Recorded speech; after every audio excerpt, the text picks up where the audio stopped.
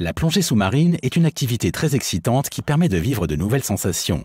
Vous sentez la pression, nagez pratiquement en apesanteur et voyez et entendez les choses différemment. Ces sensations résultent des différentes propriétés physiques de l'eau et de l'air et auront un effet direct sur votre sécurité et votre plaisir pendant vos plongées. En ce moment, vous êtes entouré par la pression causée par le poids de l'atmosphère. Cela s'appelle un bar ou une atmosphère. Quand vous allez sous l'eau, l'eau augmente cette pression. 10 mètres, 33 pieds d'eau ajoutent la même pression qu'une atmosphère d'air. En conséquence, la pression augmente d'un bar, d'une atmosphère, tous les 10 mètres, 33 pieds que l'on descend. La hausse de pression n'affecte pas l'eau, mais comprime les gaz, comme l'air. Donc plus l'on descend en profondeur, plus la pression réduit le volume d'air et on accroît la densité en rapprochant les molécules les unes des autres. Ce rapport pression-volume-densité est important, car il a un effet sur les cavités aériennes comme les oreilles, les sinus, les poumons et le masque. Il a également une incidence sur le contrôle de la flottabilité et la durée de votre réserve d'air. Comme illustré ici, il y a un lien entre la pression et le volume et la densité d'un gaz. À 10 mètres, 33 pieds de profondeur, la pression est 2 fois plus forte qu'à la surface. Il reste alors la moitié du volume d'air et la densité est 2 fois plus importante. Le même rapport s'applique en remontée. Au fur et à mesure que le plongeur remonte, le gaz se dilate progressivement jusqu'à ce qu'il soit rempli d'air à la surface. Mais que se passerait-il si le plongeur gonflait un ballon de baudruche sous l'eau, faisait un nœud puis remontait? L'air se dilaterait et ferait éclater le ballon. Pour que cela ne se produise pas, le plongeur ne doit pas nouer le ballon et doit libérer un peu d'air en expansion au fur et à mesure qu'il remonte. Il s'agit d'un principe très important sur lequel nous reviendrons très vite.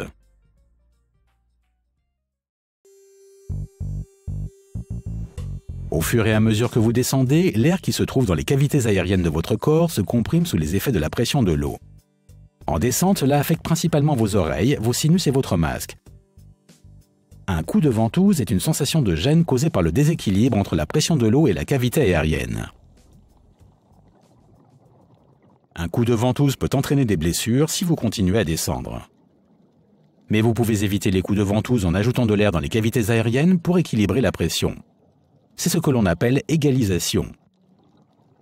Pour égaliser vos oreilles et sinus, pincez-vous le nez et soufflez doucement, ou avalez votre salive et bougez la mâchoire. Pour égaliser le masque, soufflez dedans par le nez.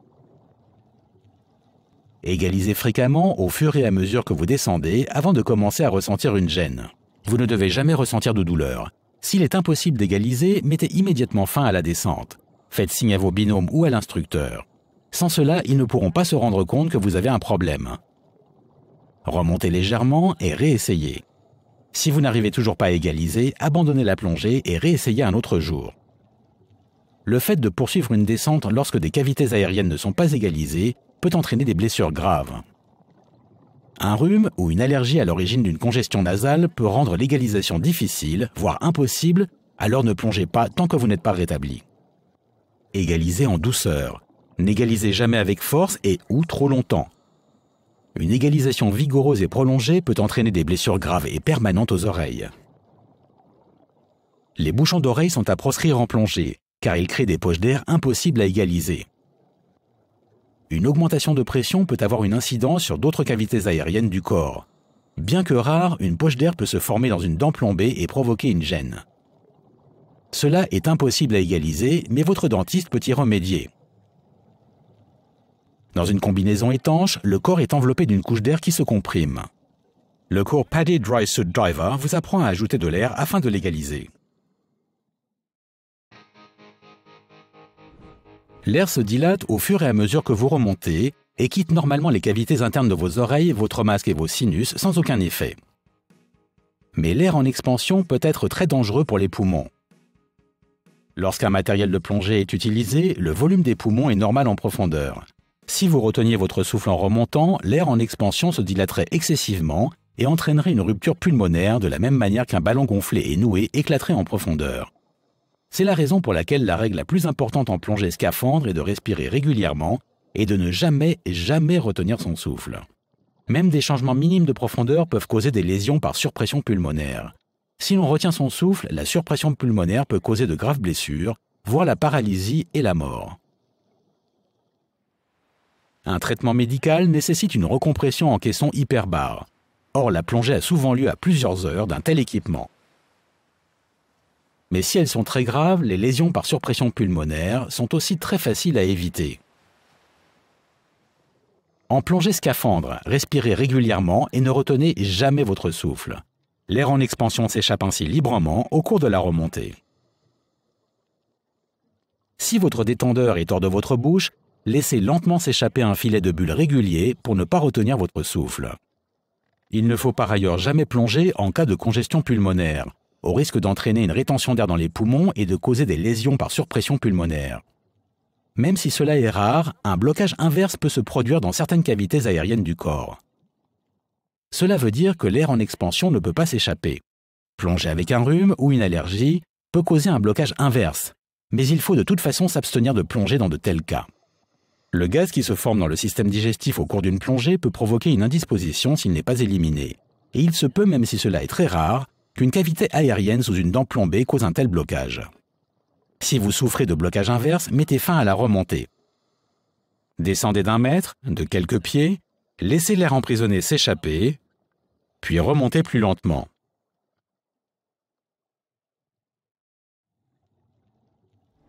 Comme vous l'avez appris, plus vous descendez en profondeur, plus la pression augmente et plus le volume d'un gaz diminue. Cela veut dire que plus vous descendez en profondeur, plus chaque souffle exige d'air en provenance de votre bouteille de plongée. Donc plus la plongée est profonde, plus la consommation d'air s'accélère. L'air étant plus dense en profondeur, la respiration demande plus d'efforts. Respirez lentement et profondément au cours d'une plongée, contrôlez votre rythme et évitez de vous essouffler.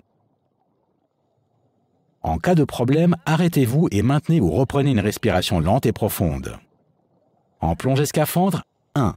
Respirez régulièrement et ne retenez jamais votre souffle. 2. Respirez lentement et profondément. 3. Ne vous essoufflez pas.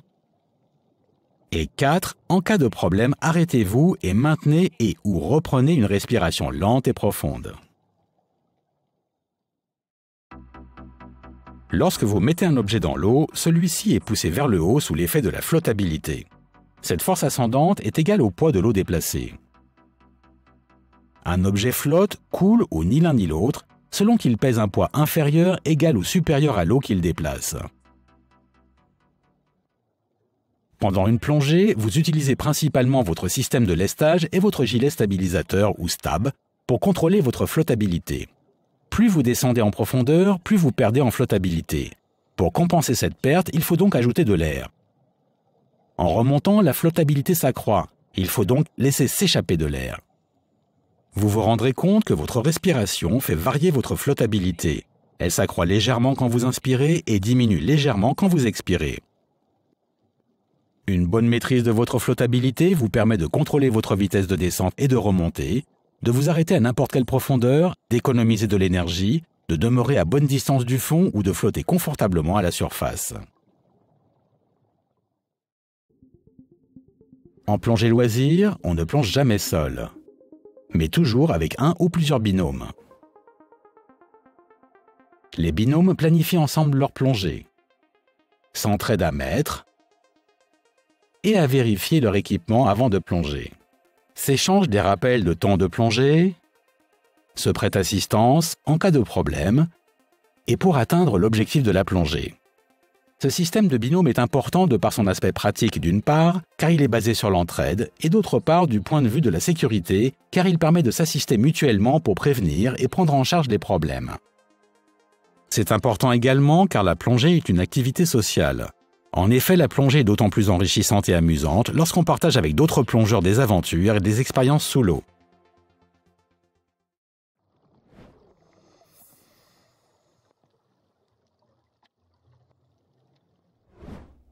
La plongée est impossible sans l'équipement qui permet de s'acclimater à l'environnement sous-marin. Avant de pratiquer la plongée, vous devez donc vous familiariser avec le matériel, connaître les bases de son fonctionnement et savoir comment faire le bon choix. Comme la plupart des plongeurs, vous apprécierez probablement le processus de découverte du matériel. L'avantage est qu'il existe des dizaines de marques, de styles et de modèles de matériel de plongée. Vous pouvez ainsi choisir l'équipement parfaitement adapté à votre taille et à vos préférences. Comment choisir l'équipement le mieux adapté? Une fois que vous aurez appris les bases du fonctionnement du matériel, il vous est recommandé, en tant que débutant, d'obtenir les conseils d'un pro dans votre centre PADI ou de plongée. Un matériel de plongée bien entretenu durera des années, mais comme toutes les technologies, l'équipement évolue sans cesse. Tâchez de rester au fait des dernières innovations. Vous finirez probablement par changer d'équipement, non pas parce qu'il deviendra obsolète, mais parce que vous découvrirez un nouveau matériel que vous préférerez à celui que vous possédez actuellement. Le choix et l'entretien du matériel de plongée obéissent à certains principes de base qui s'appliquent pratiquement à l'ensemble de votre équipement. Les critères de choix les plus importants sont la convenance, l'ajustement et le confort. La convenance signifie que l'équipement convient à l'utilisation voulue.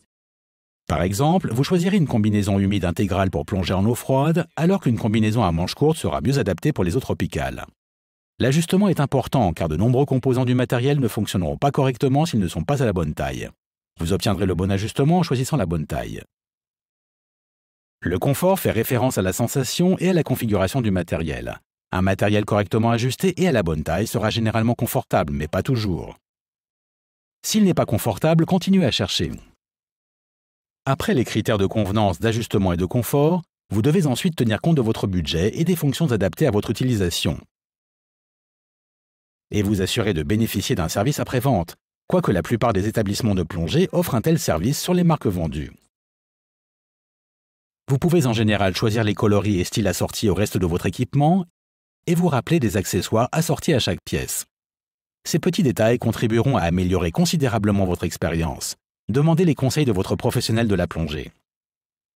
Dans le cadre de son entretien, l'équipement doit être inspecté avant chaque utilisation pour s'assurer de son bon fonctionnement et détecter les éventuels signes d'usure. Ne plongez jamais avec un équipement qui n'est pas en bon état de fonctionnement. Tout défaut ou dysfonctionnement d'une pièce d'équipement doit être corrigé avant de plonger avec celle-ci. Après chaque plongée, tout le matériel doit être rincé à l'eau douce et propre et séché au soleil avant d'être rangé. Il est conseillé dans la mesure du possible d'éviter les longues périodes d'exposition du matériel à l'ensoleillement direct. Certaines pièces exigent un entretien supplémentaire et l'intervention d'un professionnel. Il est important de respecter les exigences d'entretien et de dépannage décrites dans la documentation du fabricant. Le port d'un masque est nécessaire parce que les yeux doivent être exposés à l'air pour voir clairement. Cela crée une poche d'air qu'il faut égaliser en prenant soin que le masque enferme parfaitement le nez et les yeux. Ne plongez jamais avec des lunettes de natation car elles ne peuvent pas être égalisées. Il faut choisir un masque de bonne qualité conçu spécifiquement pour la plongée scaphandre. Votre magasin de plongée PADI pourra vous aider à vérifier l'ajustement de votre masque. Une fois que vous avez trouvé la bonne taille, optez pour un masque offrant un faible retrait et un champ de vision large. La silicone est généralement transparente ou de couleur noire. La monture se décline souvent dans un choix de coloris. Il faut parfois frotter l'intérieur du masque neuf avec un nettoyant. Consultez la documentation du fabricant. La sangle du masque doit être ajustée de manière à assurer une bonne tenue, mais en restant confortable, en la plaçant sur le haut de la tête, au-dessus des oreilles. Les tubas font partie d'un équipement de plongée loisir standard.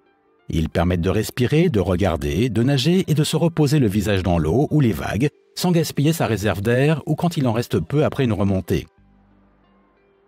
On choisit généralement son masque et son tuba en même temps. Le tuba se fixe au moyen d'un clip ou d'un attache-tuba. Choisissez un tuba qui assure une tenue confortable une fois ajusté avec la partie supérieure au niveau du haut de la tête. De nombreux plongeurs optent pour un tuba qui se plie quand il n'est pas utilisé. La plupart des tubas de plongée sont munis d'une valve de purge automatique qui permet d'évacuer l'eau. Et beaucoup sont équipés de pare-éclaboussures. Une fois la bonne taille et les options adaptées choisies, on peut généralement trouver un tuba de couleur assorti au masque. Les palmes permettent à vos puissants muscles jambiers de vous propulser dans l'eau. Vous avez le choix entre des palmes réglables qui se portent généralement avec des bottillons ou à des palmes chaussantes telles des chaussons. Comme vous n'utilisez pas de bottillons, elles se portent généralement en eau chaude. Les palmes se choisissent en fonction de la taille de la voilure et du chausson. Les palmes de petite voilure conviennent à la plongée avec tuba, mais pas avec bouteille. Veillez à vous procurer des palmes adaptées à la plongée scaphandre. Demandez les conseils d'un professionnel pour choisir la paire adaptée. Les palmes se déclinent dans un choix d'options comme les matériaux de fabrication, ainsi que les divisions et les fentes qui améliorent les performances. Les palmes réglables sont parfois munies de boucles à largage rapide ou de talons à ressort qui permettent de les ajuster, de les enfiler et de les enlever plus facilement. Votre professionnel PADI peut vous aider à choisir parmi toutes ces options. Hormis une inspection et un réglage préalable et le cas échéant la fermeture des boucles à largage rapide, les palmes sont pratiquement prêtes à l'emploi avant de plonger. Mouillez vos palmes chaussantes pour pouvoir les enfiler plus facilement. Pour les personnes à mobilité réduite, les palmes ordinaires ont peu d'utilité. Mais d'autres solutions existent. Les gants palmés, par exemple, peuvent les aider à nager avec une puissance étonnante. Les scooters sous-marins sont pour n'importe quel plongeur un moyen amusant de se déplacer sous l'eau. Mais nécessitent l'usage des bras et des jambes si un problème survient. Le nécessaire de plongée est constitué en fait de 4 systèmes intégrés en un seul. Votre gilet stabilisateur, ou STAB, joue un rôle de support pour l'ensemble de l'équipement. Comme nous l'avons vu précédemment, il vous aide à contrôler votre flottabilité. La bouteille fournit l'air à haute pression au détendeur, qui vous fournit cet air quand vous inspirez. Votre système de lestage contient juste assez de plomb pour vous permettre de descendre. Son mécanisme de largage rapide vous permet de vous délester facilement de votre poids en cas d'urgence. Nous examinerons ensuite plus en détail chacun de ces systèmes. Le matériel de plongée est généralement interchangeable, mais chaque pièce étant intégrée, vous choisirez en règle générale votre nécessaire de plongée en tant que système intégré afin de tenir compte de vos préférences. 5 éléments composent un gilet stabilisateur. Il comporte une vessie qui se gonfle et se dégonfle pour contrôler la flottabilité. La vessie comporte un harnais ou une veste sanglée qui maintient la bouteille en place. Le tuyau flexible moyenne pression permet de l'utiliser pour ajouter de l'air directement depuis la bouteille en appuyant sur un bouton. L'autre bouton permet de dégonfler la vessie ou de la gonfler à la bouche. Les valves de surpression sont conçues pour prévenir une rupture de la vessie en cas de trop-plein accidentel. Certaines sont munies d'un mécanisme de vidage rapide qui peut être utilisé pour dégonfler le STAB. Les poches de lestage contiennent des plombs, mais ceux-ci peuvent être largués rapidement. Les gilets stabilisateurs sont proposés dans un choix d'options. Outre la taille et l'ajustement, vous pouvez choisir votre gilet stabilisateur en fonction de la capacité de la vessie. Certains gilets sont munis de poches de rangement et d'anneaux boucles pour attacher des accessoires. De nombreux plongeurs aiment particulièrement les boucles d'épaule à attache rapide qui facilitent le retrait de l'équipement. Parmi les pièces d'équipement les plus étudiées en termes de style, les gilets stabilisateurs sont proposés dans un choix de look varié. Réglez votre gilet de façon à ce qu'il soit bien ajusté mais sans trop serré, tout en portant votre combinaison isotherme. Gonflez-le en veillant à ce qu'il ne gêne pas votre respiration. Une fois votre gilet bien ajusté, attachez un sifflet de secours sur le gonfleur moyenne pression et attachez les fixations du tuyau qui permettent de retenir certains composants du détendeur. Lors de l'entretien de votre STAB, prenez soin de rincer l'intérieur et l'extérieur de la vessie. Videz l'eau, puis une fois séché, rangez-le en le laissant légèrement gonfler.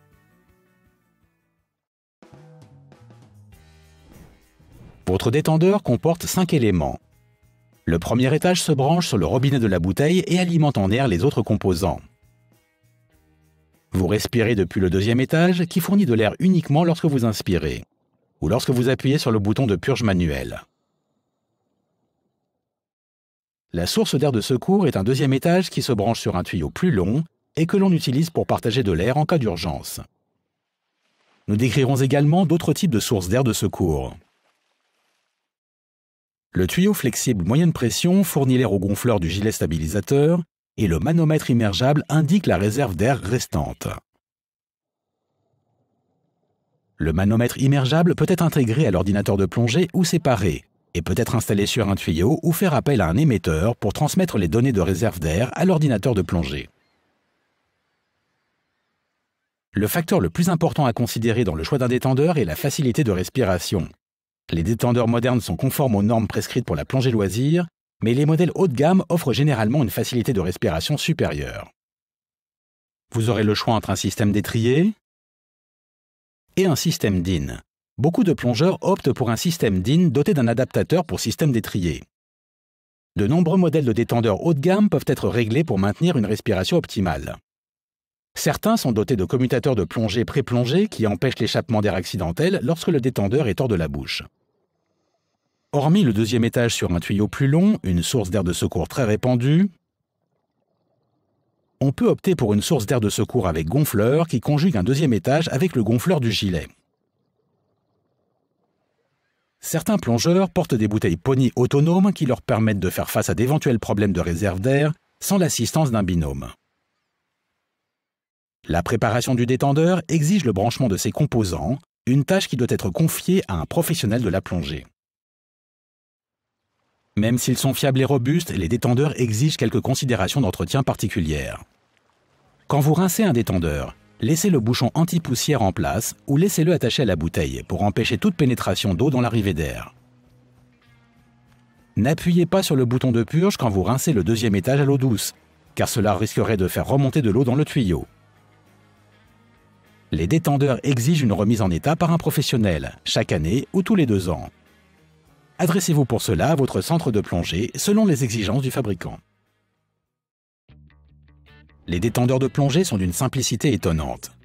L'air circule du premier étage au deuxième à la manière d'une cupule munie d'un embout buccal, d'un diaphragme flexible et de clapets anti-retour. Quand on inspire, la pression de l'eau entraîne une flexion vers l'intérieur du diaphragme, ce qui appuie sur un levier de soupape. Ceci libère l'air que vous respirez. Quand on expire, le diaphragme se détend, le levier se relève et la soupape se ferme. Les clapets anti-retour laissent s'échapper l'air expiré dans l'eau, qui remonte sous forme de bulle. Même s'il existe des variations, c'est cette simplicité de conception qui rend la plongée scaphandre possible. La bouteille de plongée, parfois appelée bloc, renferme l'air sous haute pression nécessaire à la respiration. En acier ou en alliage d'aluminium, elle est dotée d'une robinetterie chromée qui s'ouvre et se ferme en tournant pour activer ou désactiver le débit d'air fourni au détendeur. Les bouteilles sont proposées dans différentes tailles et le choix du détendeur s'effectue en fonction du type de robinetterie, c'est-à-dire étrier ou DIN. Certaines robinetteries DIN permettent l'installation d'un adaptateur pour pouvoir utiliser également un détendeur de type étrier. Toutes les bouteilles comportent des marquages estampillés dans le métal ainsi que des étiquettes qui indiquent la pression de service et les dates des tests de pression et des inspections effectuées. Ces indications sont vérifiées par votre centre de plongée avant de remplir votre bouteille. Certaines bouteilles comportent ce marquage indiquant l'utilisation d'air enrichi Nitrox. Seuls les plongeurs certifiés Enriched Air Diver peuvent utiliser ce type de bouteille. Nous reviendrons plus loin sur l'air enrichi. Ces précautions de manipulation doivent être suivies. Ne laissez pas une bouteille sans surveillance, surtout une fois que l'équipement est assemblé. Couchez-la sur le côté en dirigeant le gilet stabilisateur vers le haut pour qu'elle ne tombe pas. Bloquez et immobilisez les bouteilles dans un bateau ou une voiture pour les empêcher de rouler ou de glisser. Sur un bateau, les bouteilles doivent être maintenues dans leur râtelier afin qu'elles ne risquent pas de tomber et de blesser quelqu'un ou d'endommager l'équipement. La pression des bouteilles de plongée doit être testée tous les 2 à 5 ans et une inspection visuelle doit être effectuée chaque année.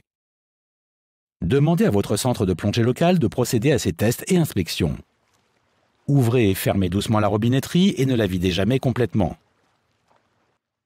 Couchez votre bouteille avant et après une plongée. En revanche, pour l'entreposage, elle doit être posée debout dans un lieu où elle ne risque pas d'être renversée et à l'abri de toute chaleur excessive. L'air dont on emplit les bouteilles de plongée doit être spécialement filtré et rempli par des compresseurs conçus spécifiquement pour l'air respiré. Vous devez donc faire remplir votre bouteille uniquement dans un centre de plongée professionnel. Comme nous l'avons déjà mentionné, la fonction la plus importante de votre système de lestage est le mécanisme de largage rapide qui vous permet de vous délester de suffisamment de poids pour vous permettre de flotter en cas d'urgence. Sur la plupart des gilets stabilisateurs, cette fonction s'effectue au moyen de 2 poches largables. Ils peuvent être aussi munis de petits lestes non largables que l'on utilise pour procéder à des ajustements de stabilité, c'est-à-dire pour contrôler son équilibre dans l'eau. Le gilet stabilisateur et le placement des lestes déterminent la stabilisation. Votre instructeur vous montrera comment l'ajuster pour parvenir à une position horizontale dans l'eau. Quoique les systèmes de lestage intégrés au stable sont les plus courants, certains plongeurs utilisent des ceintures de lestage séparées. Votre instructeur peut également vous demander d'utiliser de petits lestes accessoires pour ajuster votre stabilité. Ils ne représentent qu'une infime portion du poids que vous portez et ne nécessitent donc pas de largage rapide.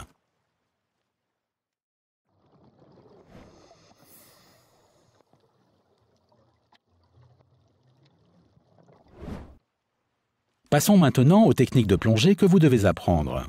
Vous vous exercerez à un grand nombre de ces techniques lors de votre première plongée en milieu protégé.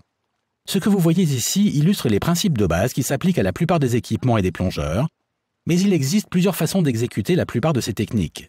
Il est donc possible que votre instructeur vous montre une méthode différente en fonction de votre matériel et d'autres critères. La première technique est la préparation de l'équipement de plongée. Commencez par inspecter l'ensemble pour vous assurer que tout est en bon état et ne présente pas de signes d'usure. Si votre gilet stabilisateur est neuf, mouillez-le ou du moins la sangle de bouteille. Cela aide à ce qu'il reste bien ajusté. Faites glisser le gilet sur la bouteille avec l'ouverture de la robinetterie face au gilet jusqu'à environ cette hauteur.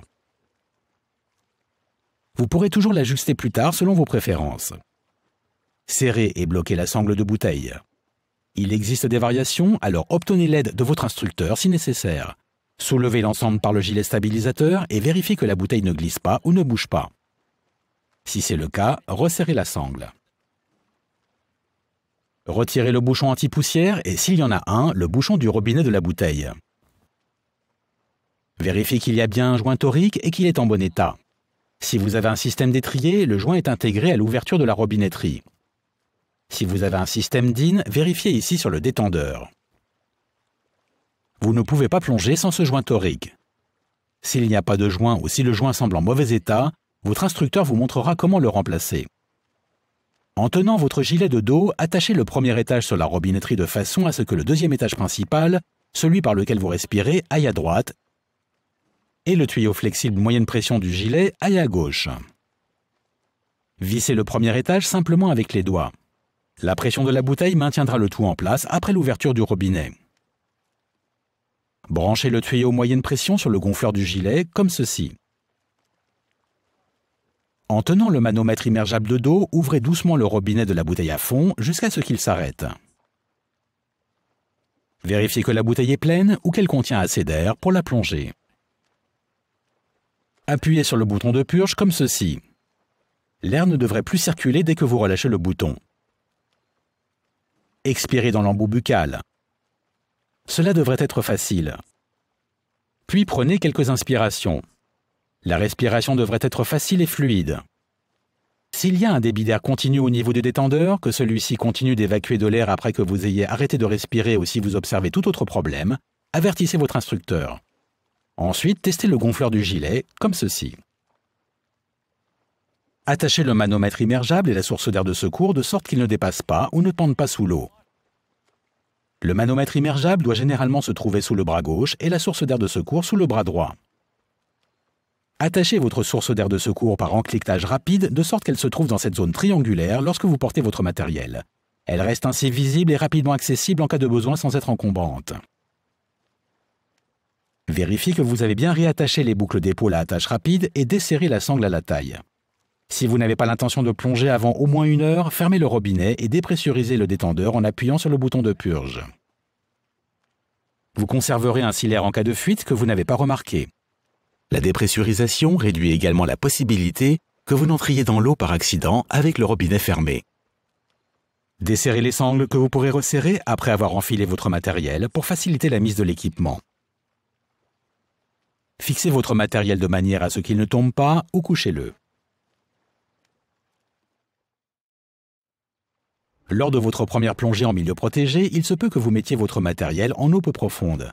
Mais souvent, l'équipement s'enfile hors de l'eau en position assise, comme ceci, ou debout, comme cela. Voyons les étapes une par une. Avant d'enfiler votre équipement de plongée ou votre combinaison isotherme, vous devez préparer le reste du matériel. Désembuez votre masque, puis ajustez-le et procédez aux ajustements nécessaires de vos palmes et de votre tuba. Votre nécessaire de plongée doit être entièrement assemblé et prêt à l'emploi comme vous venez de l'apprendre. Pour éviter d'avoir trop chaud par forte chaleur, enfilez votre combinaison isotherme en dernier, juste avant de mettre votre nécessaire de plongée. Étant donné que les combinaisons humides se portent près du corps, les enfiler demandent un peu d'effort. L'ordre dans lequel vous l'enfilez dépend de votre style de combinaison. Le plus souvent, vous commencez par le bas, puis les bottillons et la capuche si vous en portez une, et enfin la veste. Votre instructeur vous aidera à déterminer cet ordre. Les combinaisons étanches se présentent en une seule pièce et la façon de les enfiler varie. Si vous en utilisez une lors de cette formation, votre instructeur vous montrera comment l'enfiler. Vous pouvez mettre vos instruments portés au poignet maintenant, même si certains plongeurs attendent d'avoir enfilé leur nécessaire de plongée. Si vous utilisez une ceinture de lestage, mettez-la ensuite. Portez-la selon la position standard, c'est-à-dire le mécanisme de largage à droite. Si votre gilet stabilisateur est muni d'une sangle d'entrejambe, ce qui est assez rare en plongée loisir, votre ceinture de lestage se met après votre nécessaire de plongée. En effet, il s'agit d'éviter que la sangle d'entrejambe ne coince la ceinture et ne range son largage difficile en cas d'urgence.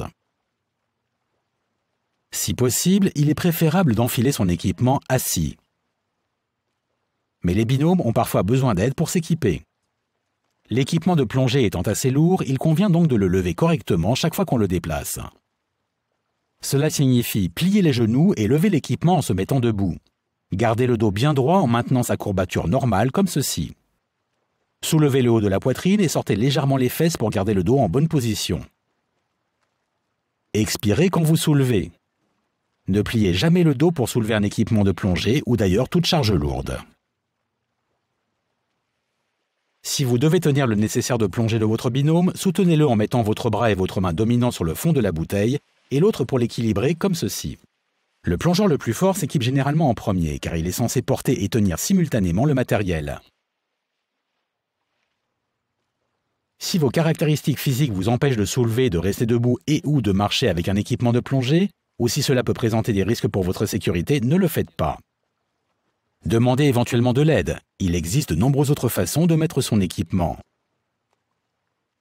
En position assise ou avec l'aide d'un binôme tenant votre nécessaire de plongée, enfilez votre stab et serrez les sangles sans qu'aucun poids ne pèse sur vos épaules. Vérifiez qu'aucun tuyau n'est coincé, puis attachez tous les mécanismes de désenclenchement et les boucles. Vérifiez la hauteur de la bouteille en inclinant la tête. Si elle touche le premier étage, abaissez-la. Dès que votre ou vos binômes sont prêts, effectuez un contrôle de sécurité pré-plongée en vérifiant que le matériel fonctionne correctement, est bien positionné et correctement branché. Vous apprendrez la marche à suivre détaillée dans la section 2. Mettez votre masque en le plaçant contre votre visage pour assurer une bonne étanchéité, puis en tirant la sangle vers l'arrière. Prenez l'habitude de toujours porter votre masque dans l'eau, même à la surface. Il protège en effet vos yeux contre les éclaboussures et les vagues, vous permet de voir sous l'eau et de vérifier par exemple le matériel de votre binôme en cas de problème soudain. Il empêche également l'élimination du produit des embueurs. Enfilez vos gants, puis vos palmes en dernier, juste avant d'entrer dans l'eau. Les binômes s'entraident à enfiler leurs palmes l'une après l'autre. N'oubliez pas de mouiller vos palmes chaussantes pour les enfiler plus facilement. Évitez dans la mesure du possible de marcher avec vos palmes et essayez de les enfiler aussi près que possible de l'eau. Si vous devez absolument marcher avec vos palmes, faites très attention et marchez en reculant pour ne pas trébucher sur la voilure. Vous pouvez parfois mettre vos palmes après votre mise à l'eau, par exemple quand vous vous entraînez dans une piscine. À ce stade, vous êtes prêt à entrer dans l'eau en utilisant l'une des techniques possibles de mise à l'eau que vous apprendrez pendant la formation. Le gilet stabilisateur se porte à tout moment pour contrôler sa flottabilité. Avant la mise à l'eau, gonflez-le partiellement, environ d'un tiers pour pouvoir flotter. Gonflez graduellement par courtes salves, comme ceci. Vous pouvez aussi gonfler votre gilet avec la bouche, un exercice auquel vous vous entraînerez plus tard. Pour dégonfler votre gilet stabilisateur dans l'eau, respirez avec le détendeur, puis relevez et abaissez le bouchon d'échappement, comme ceci. L'air s'évacuera du gilet et vous descendrez. Tout au long du cours, vous vous entraînerez à utiliser votre gilet stabilisateur jusqu'à ce que vous soyez capable de rester en flottabilité neutre, comme en apesanteur, dès que vous le voulez. Relâchez et ajoutez de l'air par petites quantités afin d'éviter les descentes et remontées rapides accidentelles.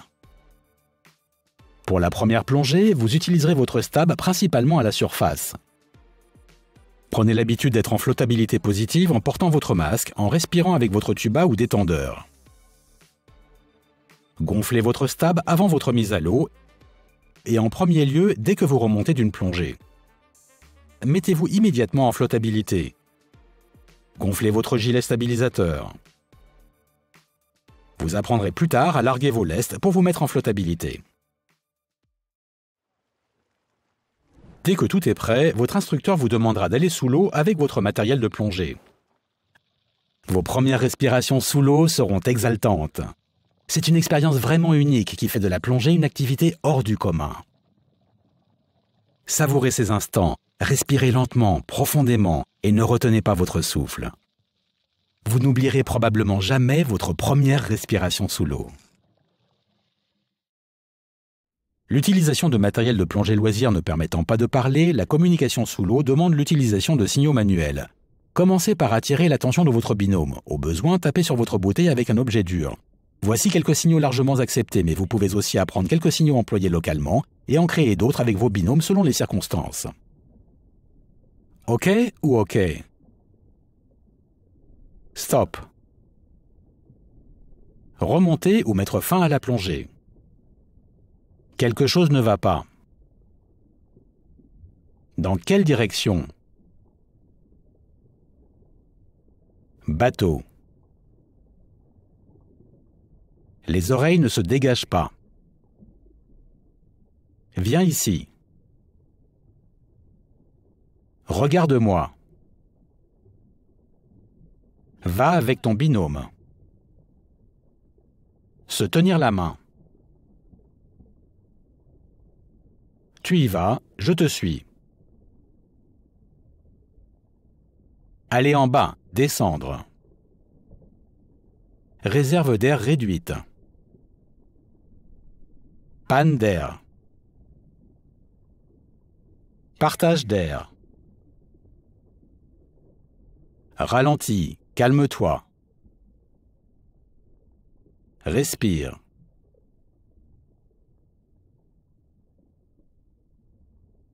Quelle quantité d'air te reste-t-il? Danger, risque. Faire demi-tour, rentrer. J'ai froid.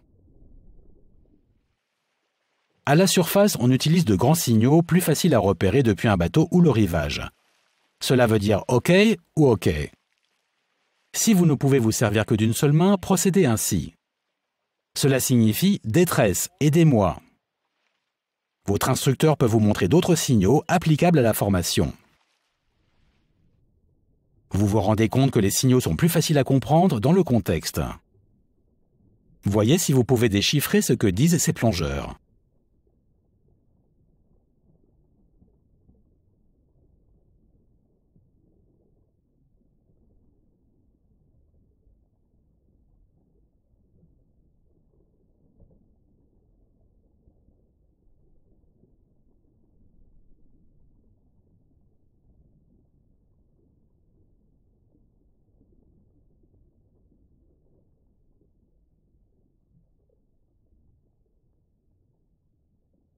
Vous auriez dû reconnaître que le dernier plongeur avait des difficultés à suivre.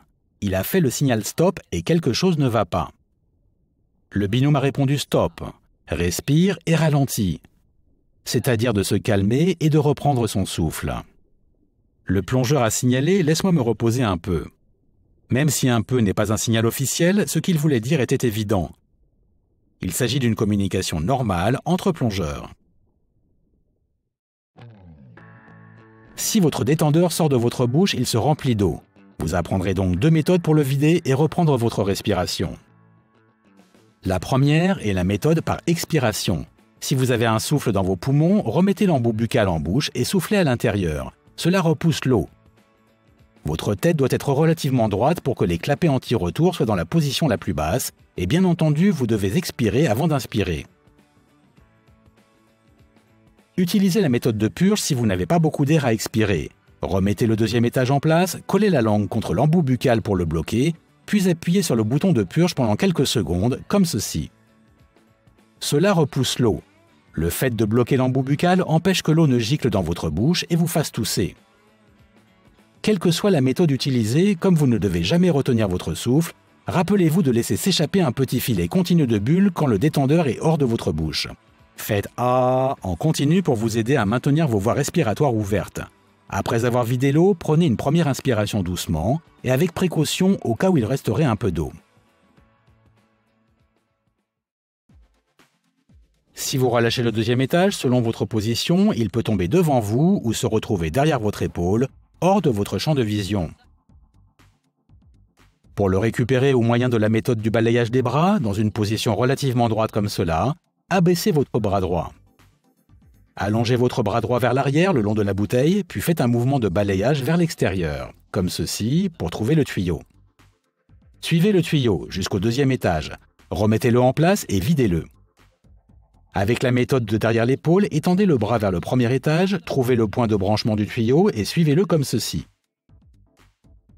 Il est parfois utile de soulever la bouteille vers le haut et la droite avec la main gauche. Quelle que soit la méthode utilisée, laissez s'échapper un filet de bulles lorsque le détendeur est hors de votre bouche. Lorsque vous nagez, le détendeur relâché reste suspendu devant vous et donc facile à trouver. Mais si vous avez du mal à retrouver votre deuxième étage, ne perdez pas votre temps à essayer de le trouver. Passez simplement sur votre source d'air de secours et demandez l'aide de votre binôme. Il est normal qu'une petite quantité d'eau pénètre dans le masque, mais elle est facile à évacuer. Tenez le haut de votre masque, puis en expirant doucement et régulièrement par le nez, regardez vers le haut.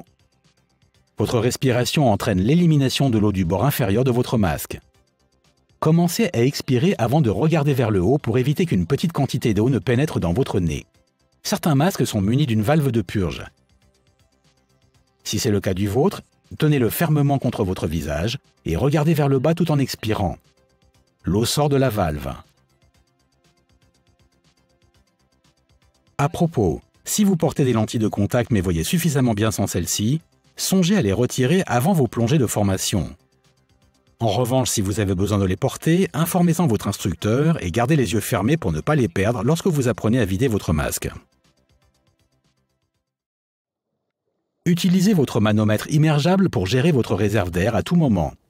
De bonnes habitudes de surveillance et de gestion de l'air permettront d'éviter la panne d'air. Elles sont donc importantes à acquérir. Avec une bouteille pleine, la pression indiquée sur votre manomètre immergeable est proche de la pression de service de la bouteille. Soyez attentif à la rapidité avec laquelle vous consommez de l'air. Vous remarquerez que plus vous faites d'efforts et plus vous plongez en profondeur, plus vous utiliserez d'air.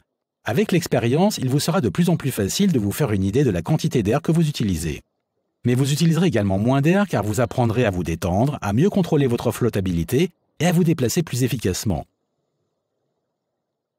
Notez la zone d'alerte indiquant qu'il vous reste 50 bars, 500 PSI. Si votre manomètre immergeable est intégré à votre ordinateur, l'écran peut clignoter ou afficher un autre type d'alerte. Il s'agit de votre pression de réserve. Vous planifiez et exécutez vos plongées de façon à disposer au moins de cette pression restante une fois sorti de l'eau. Pendant la formation, alertez votre instructeur dès que vous approchez les 50 bars, 500 PSI. Il est possible que votre instructeur vous demande de l'avertir lorsque vous atteignez d'autres pressions. Pendant votre formation, vous apprendrez à faire demi-tour, c'est-à-dire à revenir au bateau ou au rivage, selon la réserve d'air qu'il vous reste.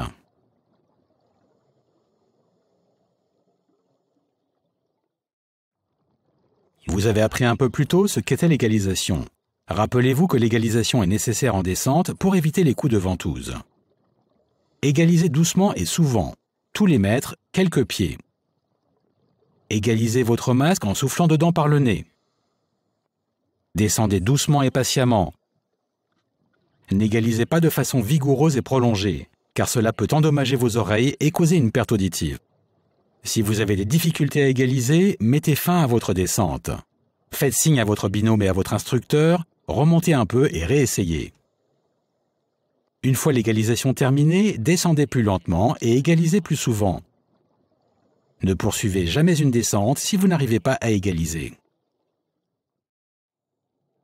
Le coup de palme le plus répandu en plongée est le battement de jambes. Pour effectuer ce battement sans gaspiller d'énergie, commencez par vous mettre en flottabilité neutre, en position stable et horizontale. Battez des jambes en partant des hanches, en allongeant les bras sur le côté ou contre le corps, comme ceci. Vos genoux se plient très peu et le battement est long et lent.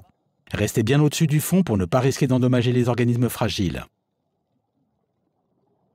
Vous apprendrez peut-être d'autres coups de palme selon vos préférences ou vos besoins précis. C'est ce que l'on appelle le ciseau de brasse. Beaucoup de plongeurs aguerris l'utilisent la plupart du temps au lieu du battement de jambes. Si vous gérez correctement votre réserve d'air, il est fort peu probable que vous utilisiez une source d'air de secours. Mais en tant que plongeur, vous saurez comment gérer les problèmes si jamais ils survenaient. Si vous vous retrouviez à court d'air, vous utiliseriez si possible une source d'air de secours, le plus souvent fournie par votre binôme. Faites le signe panne d'air et partage d'air. Votre binôme répond en fournissant sa source d'air de secours, même si vous pouvez vous la procurer vous-même, si celui-ci ne le fait pas. Si votre binôme utilise une source d'air de secours avec gonfleur, il passe à celle-ci et vous passe sa source d'air principale de sa bouche. Dans les deux cas, mettez en place la source d'air de secours, videz l'eau et commencez à respirer. Saisissez-vous mutuellement l'avant-bras droit comme ceci. Cela vous permet de rester ensemble et de garder votre main gauche libre pour dégonfler votre gilet stabilisateur et contrôler votre flottabilité lors de votre remontée.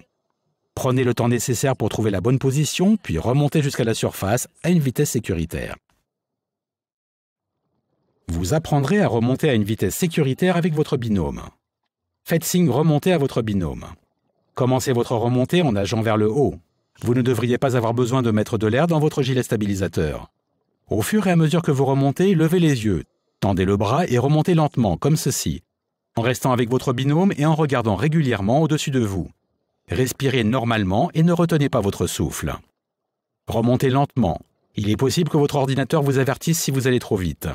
Vous vous rappelez de ce que vous avez appris sur l'air en expansion. Au fur et à mesure que vous remontez, l'air renfermé dans votre gilet stabilisateur se dilate et vous devez en évacuer une partie pour ne pas atteindre un niveau de flottabilité trop élevé. Évacuez l'air par petites salves régulières comme ceci. Lors de votre première plongée en milieu protégé, votre instructeur pourra s'en charger pour vous. Quand vous atteignez la surface, continuez à respirer avec le détendeur tout en gonflant votre gilet. Une fois que vous flottez confortablement, vous pouvez utiliser votre tuba. Là encore, prenez l'habitude de garder votre masque et soit votre tuba, soit votre détendeur dans votre bouche, lorsque vous êtes à la surface. Si vous devez flotter en cas d'urgence, une solution consiste à larguer vos lestes, en particulier si votre bouteille d'air est vide ou en cas de problème avec votre gilet. N'hésitez jamais à larguer vos lestes à la surface. Souvenez-vous qu'il n'est pas nécessaire de larguer tous vos lestes, mais juste assez pour flotter. Le largage de lest sous l'eau risque de provoquer une remontée rapide et incontrôlée. Ne le faites donc que si vous n'êtes pas sûr de pouvoir atteindre la surface autrement. Lorsque vous vous exercez avec votre instructeur, assurez-vous d'abord que personne n'est en dessous. Respirez avec votre détendeur et simulez un problème avec votre gilet en le dégonflant. Vous aurez peut-être besoin de battre des jambes pour rester stable. Puis larguez rapidement vos lestes, tirez fermement dessus et larguez. Vous flotterez immédiatement. Une fois à la surface après une panne d'air ou en cas de débranchement d'un gonfleur incontrôlé, le gonfleur moyenne pression de votre gilet ne fonctionnera pas. Dans ce cas, vous devez le gonfler à la bouche. À la surface, tenez le gonfleur-dégonfleur du gilet de la main gauche. Soufflez dedans pour le gonfler tout en appuyant sur le bouton que vous utilisez généralement pour dégonfler. Enlevez votre embout buccal. Battez des jambes à la verticale en inspirant et expirez un tiers ou la moitié de votre souffle dans le gilet en vous repositionnant dans l'eau comme ceci. Répétez l'opération jusqu'à ce que vous soyez en flottabilité positive. Veillez bien à relâcher le bouton du dégonfleur lorsque vous ne soufflez pas pour ne pas que le gilet se dégonfle. Votre méthode de sortie de l'eau dépend de l'environnement et de vos besoins physiques. Vous apprendrez probablement et vous vous entraînerez à pratiquer plusieurs de ces techniques. Les recommandations de sortie suivantes sont applicables la plupart du temps. 1. Établissez une flottabilité positive avant de passer au tuba. 2. Retirez vos palmes avant de sortir si cela convient à la technique. Cela évite d'avoir à marcher les palmes aux pieds. 3. Gardez votre masque et respirez avec votre tuba ou détendeur jusqu'à ce que vous soyez sur le bateau ou en eau calme, à une profondeur où vous avez pied. Une fois sorti, si vous n'avez pas enlevé vos palmes avant de sortir, asseyez-vous le plus vite possible ou enlevez-les avec l'aide d'un binôme. Il est généralement plus facile de se déséquiper en position assise, même si les binômes s'entraident parfois debout. Rappelez-vous d'utiliser les bonnes techniques de levage et sur un bateau d'attacher votre équipement pour empêcher les chutes. Lorsque vous êtes prêt à désassembler votre équipement, commencez par fermer la robinetterie de la bouteille. Dépressurisez le détendeur en appuyant sur le bouton de purge, puis débranchez le tuyau moyenne pression du gonfleur de votre gilet stabilisateur. Retirez le premier étage. Séchez le bouchon anti-poussière et remettez-le en place. Enlevez les poids du système de lestage et attachez toutes les boucles et les sangles du gilet stabilisateur. Ouvrez la sangle de la bouteille et enlevez votre gilet. Réattachez la bouteille ou si vous vous trouvez sur un rivage, couchez-la. Rincez tout le matériel comme vous l'avez appris précédemment.